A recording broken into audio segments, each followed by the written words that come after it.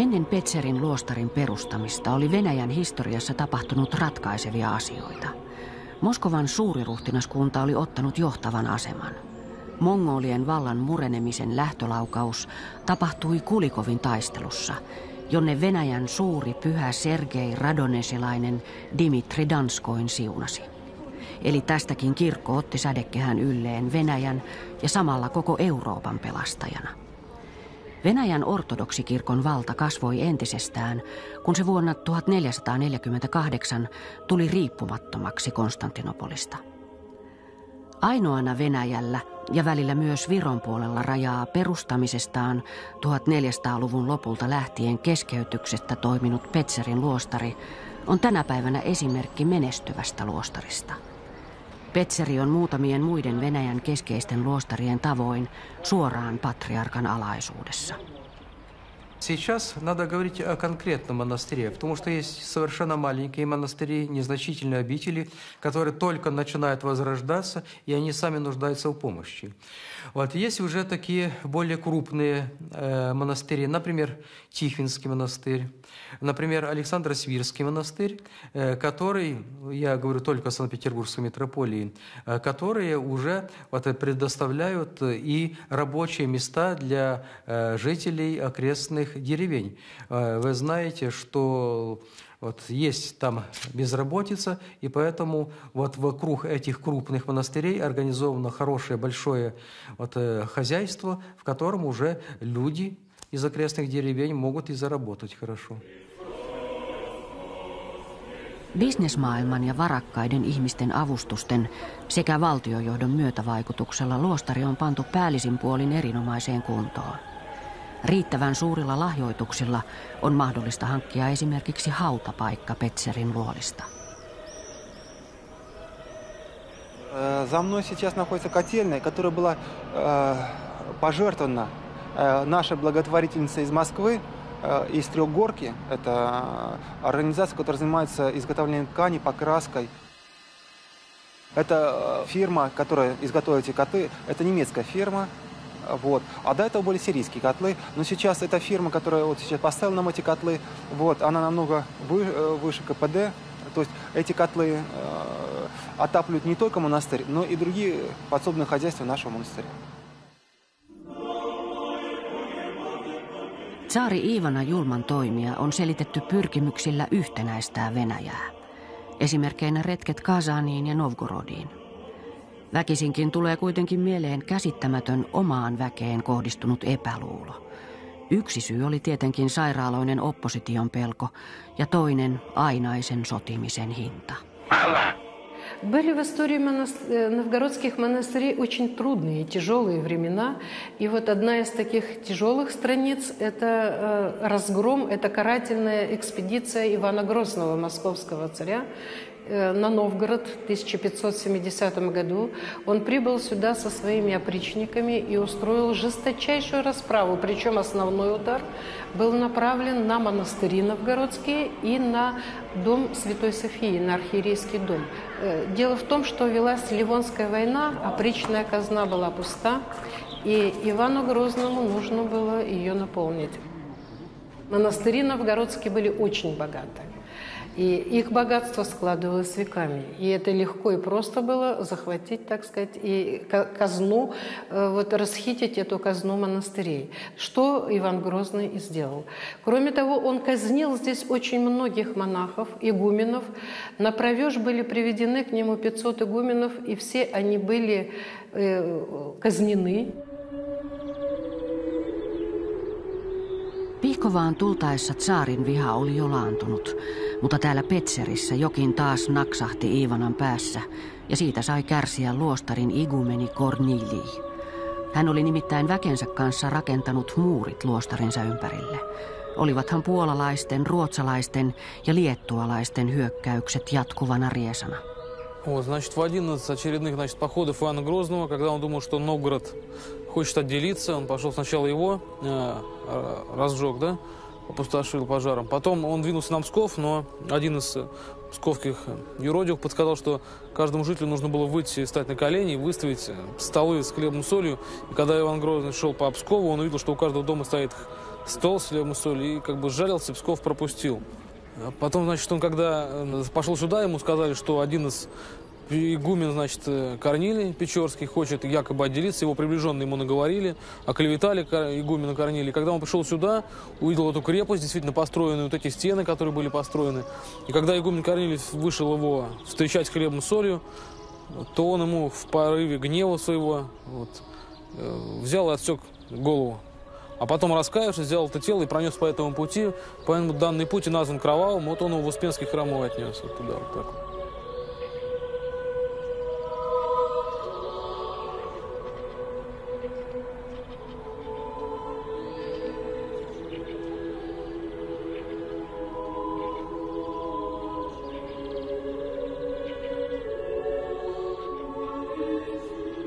Petzerin luostarin strateginen sijainti kiinnosti myös Pietari Suurta, ja hän kävikin luostarissa useamman kerran antamassa määräyksiä linnoituksen vahvistamiseksi. Viimeksi Pietari poikkesi täällä voitokkaan Pultavan taistelun jälkeen, jossa hän löi Kaarle 12. Petzerin luostari toimi sijaintinsa takia myös merkittävänä tukikohtana ortodoksien kamppailussa sieluista, katolilaista ja protestanttista vaikutusta vastaan.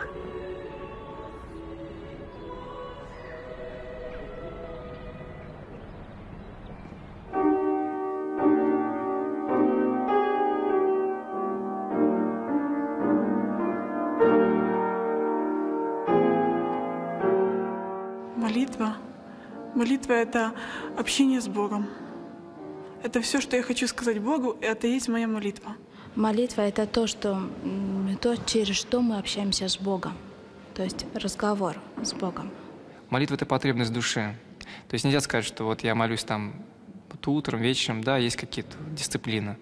Но молитва – это должно быть потребностью души. Это должно внутренне исходить, желание свое внутреннее. Молитва – это общение с Богом. Это разговор с Богом. Koska sieluhan on kuolematon, niin ne ortodoksit, mitkä ovat asuneet 100, 200, 300, 500, 900 vuotta sitten, heidän sielut ovat kuolemattomia ikuisessa elämässä ja he pystyvät jopa sieltä rukouksen voimalla auttamaan venäläisille, jotka tänä päivänä asuvat. А в монастыре молитва ежедневно возносится за весь мир. Спрашивают, как монахи за весь мир молятся? Действительно, за весь мир, потому что каждое богослужение начинается с мирной ексинии. Миром, то есть всем миром. Господу помолимся. Näen niin paljon täällä nyt nykypäivänäkin ihan semmoisesti vahvasti uskovia ortodokseja, mitkä todellakin ovat käsittäneet, miksi elämme täällä maan päällä. Se ei ole semmoista mitään niin kuin ainoa kirkossa käyntiä. Sitten niin kuin, kirkossa käynti on oma asia ja kotona eläminen on oma asia, vaan se ortodoksisuus niin kuin on koko elämän keskusasiana. Että kaikki asiat tehdään niin kuin kääntyen Jumalan puoleen. Келейная молитва – это вот вы можете себе представить, вот, вы один, вокруг вас нет никого. Стоишь перед святым углом, перед иконами и молишься Господу. А как там уже, как вам сказать, это на словах невозможно ведь выразить, понимаете? Это такое состояние души необъяснимое. И часто ты получаешь от этой молитвы утешение большое, как и в храме. Просто это все нужно совмещать. Без храмовой молитвы невозможно, и без келейной молитвы невозможно. Это все едино. За всю историю церкви всегда чередовались времена гонений и времена строительства. Вот пришло время гонений за грехи, за отступление русских людей от веры. Бог попустил такую власть. И тут это, конечно, были и жестокости, были и расстрелы, все это было. И условия жизни, конечно, лагерные, очень тяжелые, но в то же время не прекращалась молитва. И мы судим о плодотворной деятельности церкви по тем святым, которые церковь приносит как плоды. Venäjällä on niin paljon nyt luostareita avattu, jos silloin 80 vuoden loppupuolella oli melkein kaikki luostarit suljettuja, niin tällä hetkellä on toiminnassa olevia luostareita noin yli 500 luostaria. Ja siitä voi sitten tehdä semmoisen johtopäätöksen, että on paljon venäläisiä rukoilijoita, jotka elävät puhdasta elämää. Ja tämmöisten ihmisten rukous meni nopeasti Jumalan luokse. Ja olen sitä mieltä, että Venäjä on ihmemaa, mikä elää Jumalan äidin rukouksen voimalla ja suojeluksen voimalla.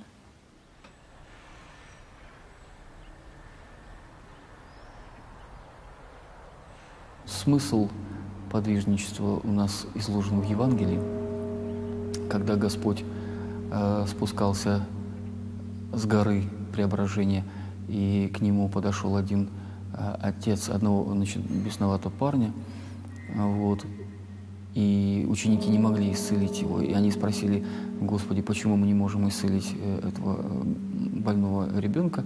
То Господь им сказал, что этот род, то есть враги рода человеческого, побеждаются молитвой и постом. И основное дело монаха – это молитва и пост.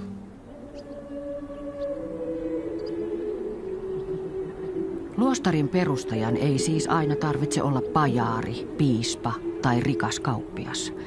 Sen osoitti tavallinen Karjalan mies Aleksanteri Syväriläinen.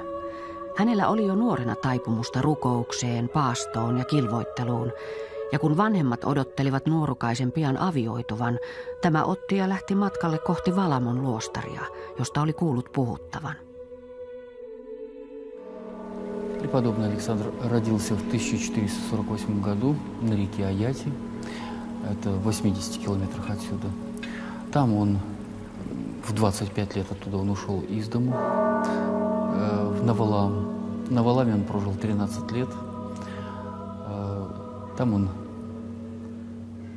научился очень многому монашескому деланию и созрел для пустынного жительства. Каждый монах, не каждый монах, но во всяком случае монахи, которые желают совершенства, они проживают вначале в общежительном монастыре, то есть в таком вот, как у нас, а потом они могут уходить, так сказать, в глухие места, пустые места, где он продолжает совершенствоваться в молитве и в посте.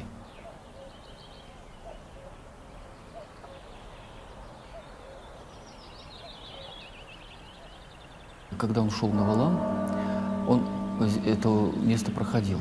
И ночью, когда он спал, ночевал здесь на озере, то был виден свет и был слышен голос Бога, который указывал именно это место, которое впоследствии стало его местом жительства и подвигов.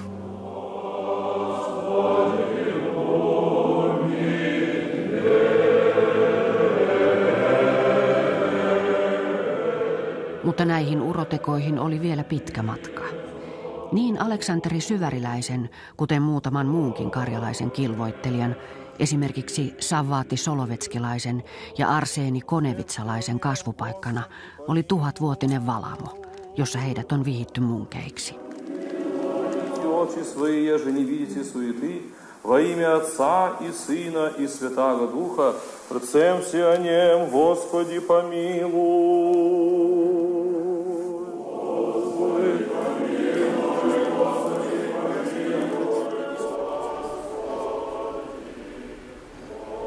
Osa Aleksanterin kilvoittelusta tapahtui Valamon saariin kuuluvassa Pyhittäjän saaressa, jossa hänellä oli tarkoitus elää koko loppuelämänsä.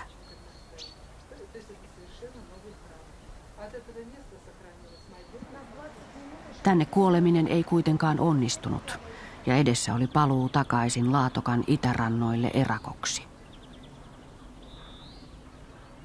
Потом преподобный Александр пришел сюда. В то время это место было совершенно пустынное. Здесь был только лес и звери.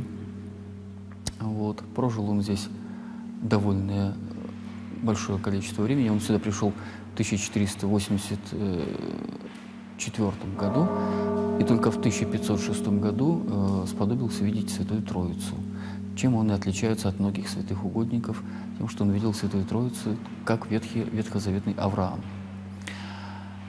Здесь он собрал после этого большую братью, основал монастырь и умер 85 лет от роду.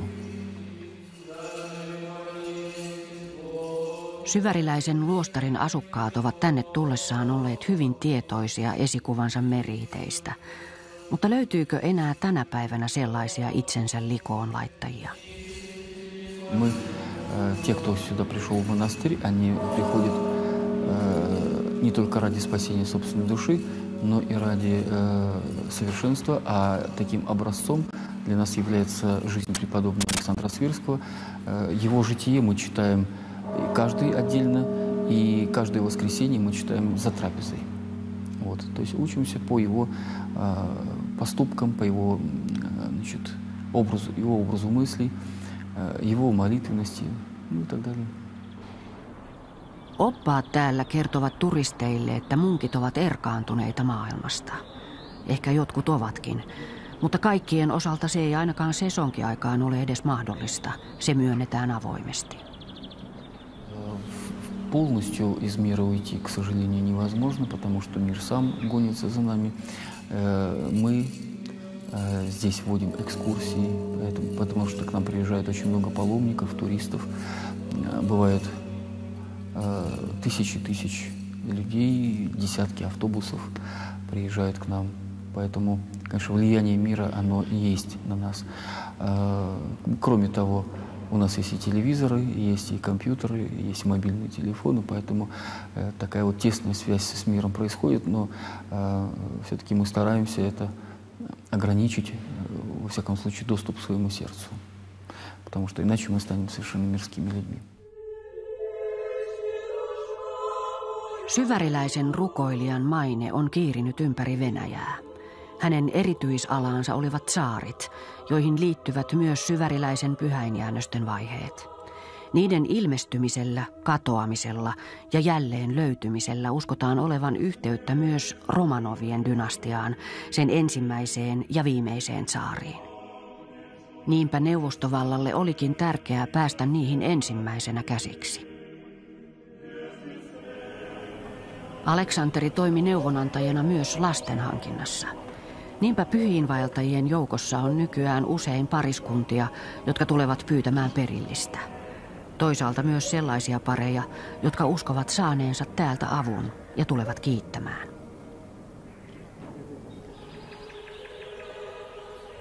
Syväriläisen luostarilla, kuten millä tahansa Venäjän luostarilla, on omat huippuhetkensä ja pohjakosketuksensa. Kukoistuskautta olivat 1500- ja 1600-luvut. Alamäki alkoi 1700-luvulla jo Pietari Suuren aikana, mutta etenkin Katariina Suuren luoma synodivaihe aloitti luostareiden valtiollisen aikakauden, josta seurauksena oli lahjoitusten hiipuminen ja luostarien talouden rapautuminen. Lisää ongelmia tuli Aleksanteri toisen lakkautettua maaorjuuden. 1800-luvun lopulla rakennettiin kuitenkin vielä Pyhän Kolminaisuuden kirkko, joka koristeltiin freskoin.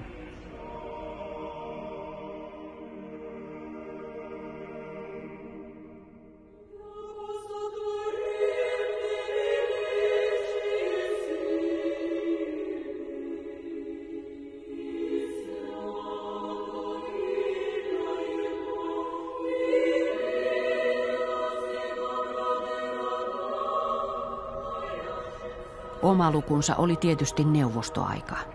Luostarissa, jota oli joskus kutsuttu pohjoiseksi Lavraksi, oli monenlaista muuta toimintaa. Vankilaa, kasarmia, hoitolaitosta. Munkit oli tietysti ajettu mäkeen ja osa ammuttu. 1997 uudelleen avatun luostarin kunnostuksen alla olevassa Kolminaisuuden puoliskossa on vielä lähtökuopissa Syvärin psykiatrinen sairaala. К сожалению, уже атеистические в это время появились очень сильные нигилистские взгляды, которые, конечно, расшатывали уже деятельность церкви значительно. И уже очень много, вот даже мужские монастыри закрывались, даже те, которые уже работали. В основном почему-то больше все-таки вот эта вера, православие женщины несли в этот период. Мужчины, если монастыри в древности в основном мужскими были, женские были тоже, но вот в этот период мужские начинают закрываться, 19 век, и преобразовываться в женские или совсем закрываться.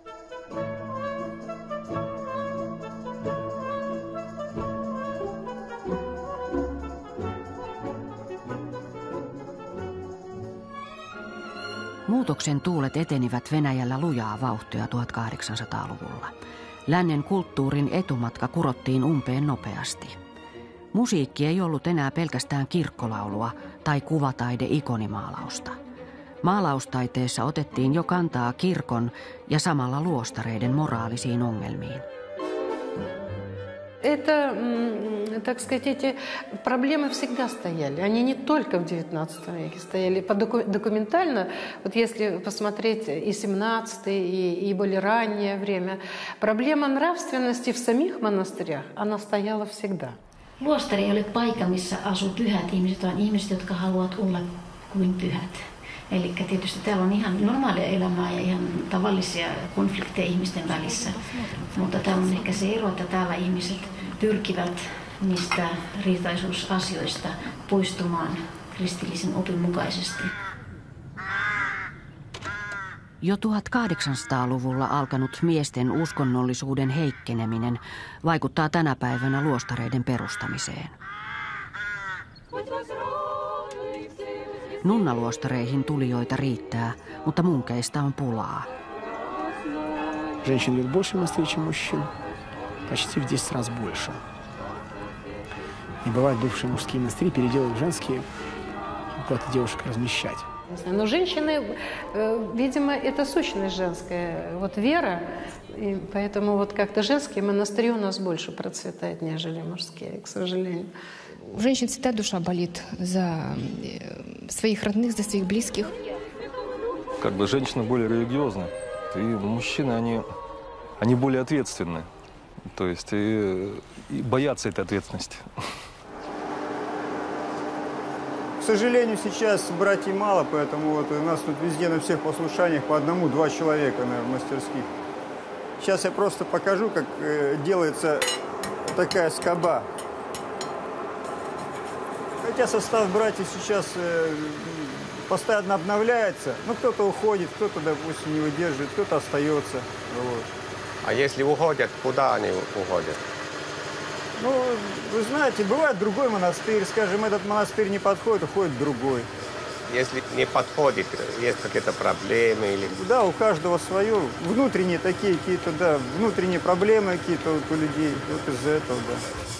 Вот ставим такую рогаточку и загибаем второй конец. Между братьями вот, есть какие-то проблемы?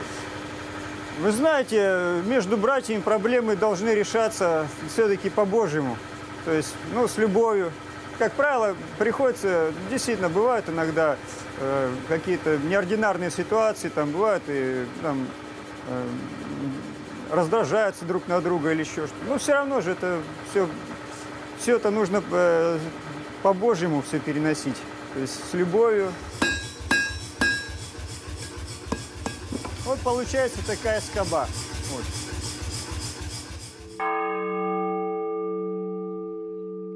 Я считаю, что действительно одно из хороших дел церкви и монастырей, в частности, должно стать благотворительной деятельностью, обращение к душе. Kirkon ja luostareiden hyväntekeväisyystyö on neuvostoajan jäljiltä vielä vähän hakusessa, mutta Volgan varrella Tverin kaupungissa sitä on harjoitettu naisenergian voimalla jo 90-luvun alusta lähtien. Meitä oli täällä 3 sisarta. Heidän nimensä oli silloin Jekaterina, Lyubov ja minun nimi oli Kira. Tulimme 3 tänne Tverin kaupunkiin. Niin tämä meidän luostarielämä alkoi. Nyt meillä on täällä 3 eri luostaria. Täällä Venäjällä alettiin niin aikoina avaamaan luostareita neuvostovallan jälkeen. Ja piispa siunasi minut tänne Tverin kaupunkiin. No näin sitten päätyin tänne Venäjälle. Luojan kiitos. Ja löysin sen oikean uskon täältä Venäjän maalta. Meidän luostariin jo alusta asti hyvin paljon tuli pyyntöjä, että me ottaisimme tänne vanhoja ihmisiä ja lapsia. Ja näin päätimme Orsan luostarin kanssa jakaa nämä työt keskenämme. He ottivat pienet lapset sinne Orsan luostariin ja me päätimme meidän kaupunkiluostarin ottaa sitten näitä vanhempia ihmisiä. Tämä on sama starinkä, kaikista vanhin meidän. Nunna, 97-vuotias hän on. Hän on ollut nunnana jo varmasti noin 40 vuotta. Neuvostovallan aikana hän oli näin salaisesti vihitty nunna. Вот же Господь, а это Матерь Божия, а это Анна Хранительница. Ну, чудотворец. Это уже предание ваше. Отворвала, мы пошли, ангел-хранителя. Оставай. Äiti Julia Nian kollega Matuska Jevpraksia vetää siis lastenkotiprojektia Orsan maaseutuluostarissa, jossa viikonloppu tuntuu sujuvan arkisissa askareissa, mutta juhlapukuunkin ehditään välillä pukeutua. Если можно назвать благотворительной работой нашу жизнь, которая неразрывно связана с воспитанием маленьких детей, чтобы хотя бы вот эти дети выросли, не зная греха, выросли бы в чистоте и тоже порадовали бы Бога чистотой и святостью жизни, то вот это то, что мы пытаемся сделать. Что вы любите делать больше всего? Вышивать. Мы очень любим вышивать, читать книжки и церковь. Самый лучший монастырь на свете – это Оршанский монастырь. И у нас самая лучшая матушка на свете. А как сестры? И самые лучшие сестры на свете. Когда мы не слушаемся, конечно, ругается иногда. Сейчас у нас 18 детей и 27 сестер, включая 3 инвалидов. Видишь, что тут немножко потолще линия.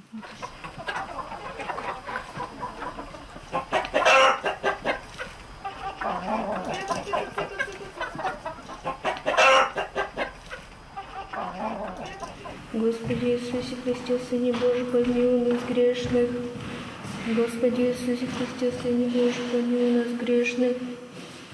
Господи Иисусе Христе, Сыне Божий, помилуй нас грешных. 20. Какая это молитва? Ну, это как бы пятисотница. 300 раз Господи Иисусе Христе, Сыне Божий, помилуй нас грешных. Потом 100 раз Христа Убежище Самая Богородица. 50 раз Святой Ангел Божий, Хранитель, моли Бога нас грешных. И 50 раз все святые молите Бога нас грешных. Когда это надо делать? Ну, всегда. Каждый день? Да.